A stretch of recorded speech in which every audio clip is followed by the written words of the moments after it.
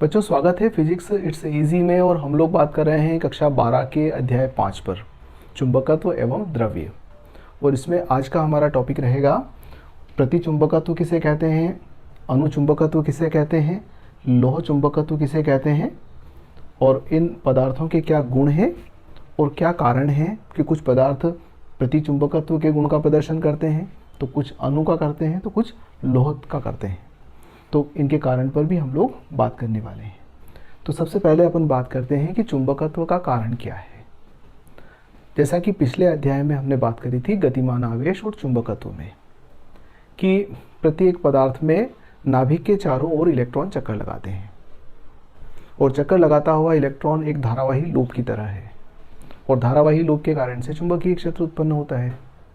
तो इस प्रकार से यदि हम किसी सिंगल इलेक्ट्रॉन की बात करें तो सिंगल इलेक्ट्रॉन जब चक्कर लगाता है तो उसके कारण से चुंबकीय द्विध्रुव उत्पन्न होता है, चुंबकीय आघूर्ण उत्पन्न होता है, और उसको हमने बोहर मैग्नेटॉन कहा था। आपको याद होगा कि हमने बोहर मैग्नेटॉन की वैल्यू भी निकाली है।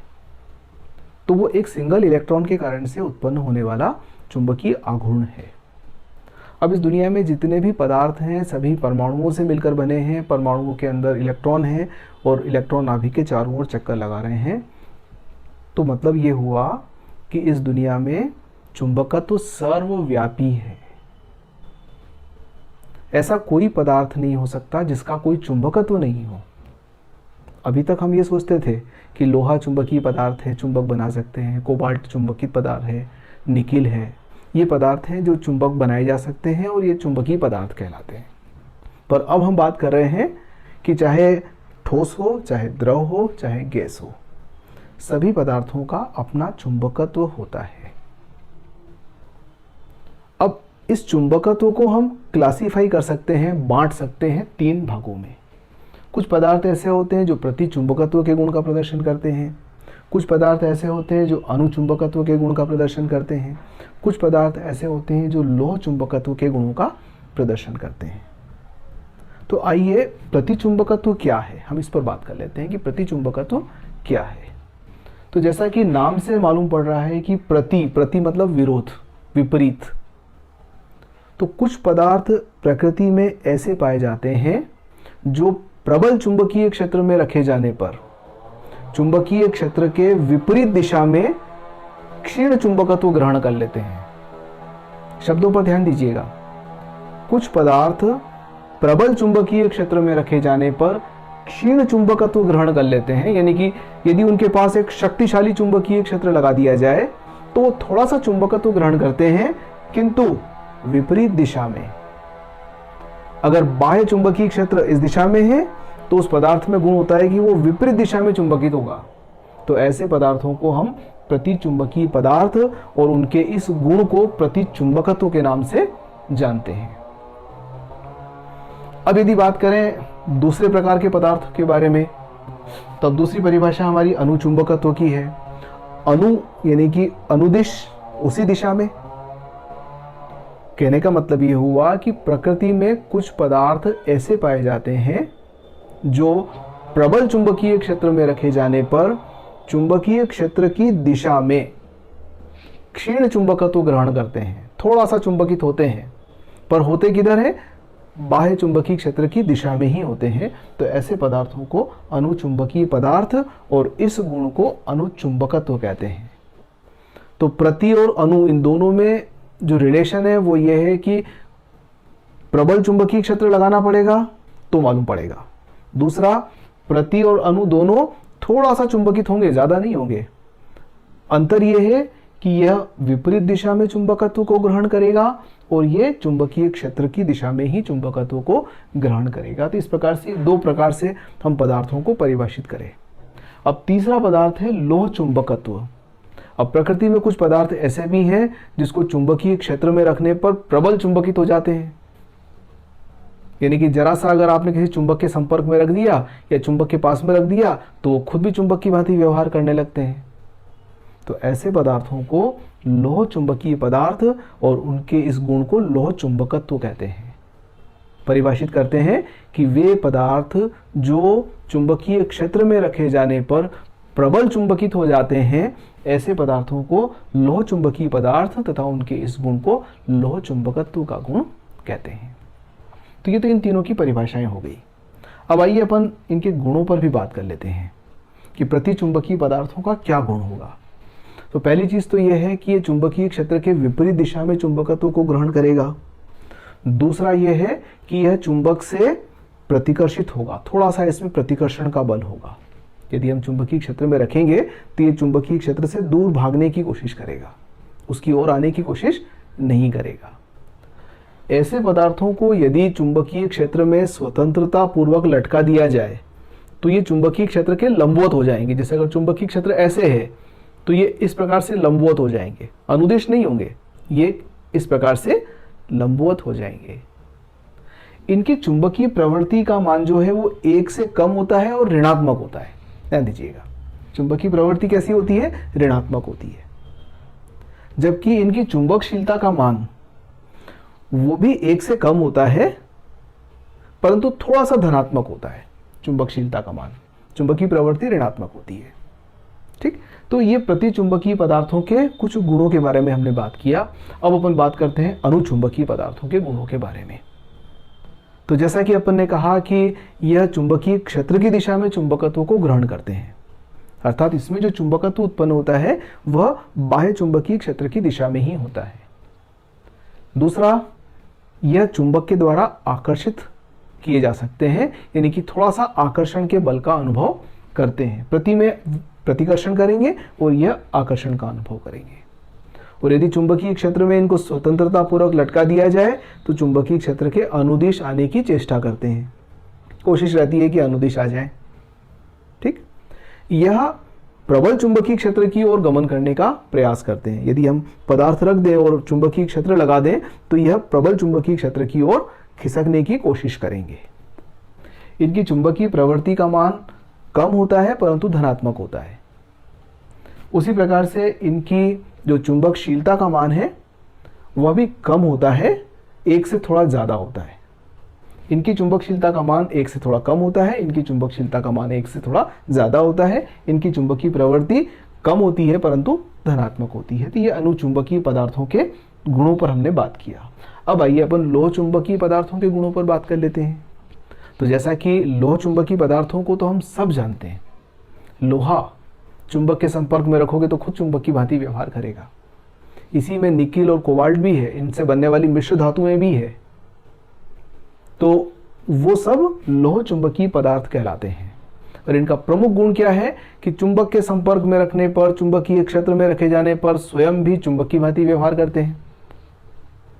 दूसरा, चुंबक के द्वारा प्रबल आकर्षण का अनुभव करते हैं। एक चुंबक के पास लोहा लेकर आइए, तत्काल उसको अपनी ओर आकर्षित कर लेगा, खींच लेगा, तो प्रबल आकर्षण का अनुभव करते हैं।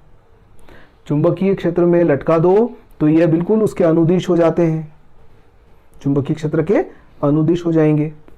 इनकी चुंबकीय प्रवृत्ति का मान काई जो है उसका मान धनात्मक और काफी ज्यादा होता है।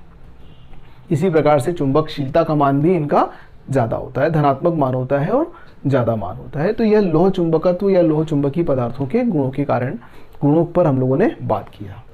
अब आइए हम लोग बात कर लेते हैं थोड़ी सी कारण के ऊपर भी कि आखिर में ये पदार्थों में अलग अलग गुण क्यों हैं ऐसा। तो देखिए, प्रतिचुंबकत्व के अंदर यह बात महसूस की गई कि वे परमाणु जिनमें सम संख्या में इलेक्ट्रॉन पाए जाते हैं वो प्रतिचुंबकत्व का गुण ज्यादा प्रदर्शित करते हैं। अब ऐसा क्यों? तो देखिए क्या होता है कि मैंने कहा कि एक इलेक्ट्रॉन चक्कर लगाता है तो वो चुंबकीय आघूर्ण पैदा करता है। तो इलेक्ट्रॉन की कक्षीय गति भी होती है और चक्रण गति भी होती है। ध्यान दीजिएगा, इलेक्ट्रॉन अपनी अक्ष पर चक्कर भी लगाता है, जैसे पृथ्वी अपनी अक्ष पर चक्कर लगाती है ना, जिससे दिन रात होते हैं। तो इलेक्ट्रॉन भी वैसा ही अपनी कक्ष पर चक्कर लगाता हुआ नाभिक के चारों ओर गति करता है। तो इलेक्ट्रॉन की कक्षीय गति के कारण चुंबकत्व होता है, इलेक्ट्रॉन की चक्रण गति के कारण से भी चुंबकत्व होता है, और चक्रण गति के कारण से उत्पन्न होने वाला चुंबकत्व ज्यादा होता है। तो क्या होता है कि जब सम संख्या में इलेक्ट्रॉन होते हैं तो दो दो इलेक्ट्रॉन का पेयर बन जाता है। एक इलेक्ट्रॉन क्लॉकवाइज चक्कर लगा रहा है तो दूसरा एंटी क्लॉकवाइज चक्कर लगा रहा है चक्रण गति में। एक कक्षीय गति के अंदर क्लॉकवाइज मूव कर रहा है तो दूसरा एंटी क्लॉकवाइज मूव कर रहा है, तो दोनों मिल गए, तो दोनों मिलने से क्या हुआ, एक दूसरे के चुंबकत्व को निरस्त कर देंगे। तो इलेक्ट्रॉनों के पेयर बन गए, जोड़े बन गए, जो एक दूसरे के चुंबकत्व को निरस्त कर रहे हैं, चुंबकीय आघूर्ण को निरस्त कर रहे हैं।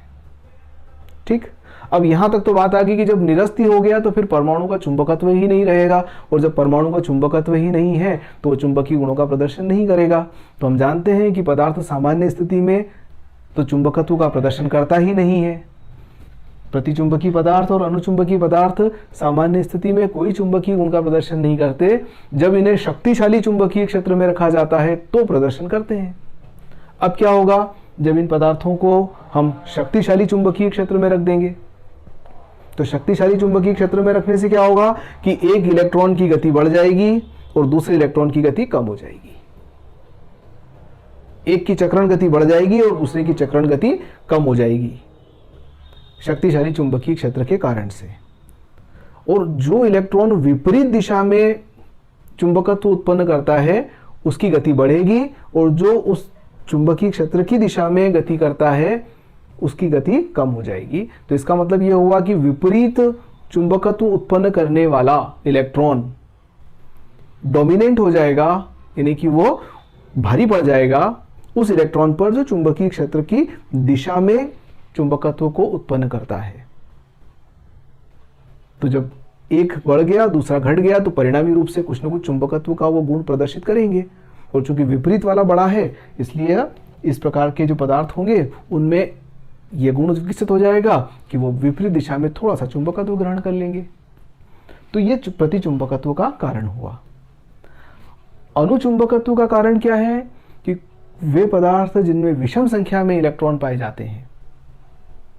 तो अब देखो विषम संख्या सपोज 7 है तो 6 तो क्या करेंगे, जोड़े बना लेंगे, 3-3 मिलके, 2-2 मिलके 3 जोड़े बन जाएंगे और एक 7वां बच जाएगा। तो इसमें क्या होता है कि वे पदार्थ जिसमें अनपेयर्ड इलेक्ट्रॉन पाया जाता है, अनपेयर्ड इलेक्ट्रॉन मतलब ऐसा इलेक्ट्रॉन जिसका कोई जोड़ा नहीं है। अब वो क्या है कि अपना चुंबकत्व तो रखता है परंतु असंख्यों परमाणुओं के कारण से वो सब एक दूसरे को निरस्त करते हैं, उनके ओरिएंटेशन अलग अलग होते हैं, तो परिणामी चुंबकत्व का गुण प्रदर्शित नहीं करते हैं।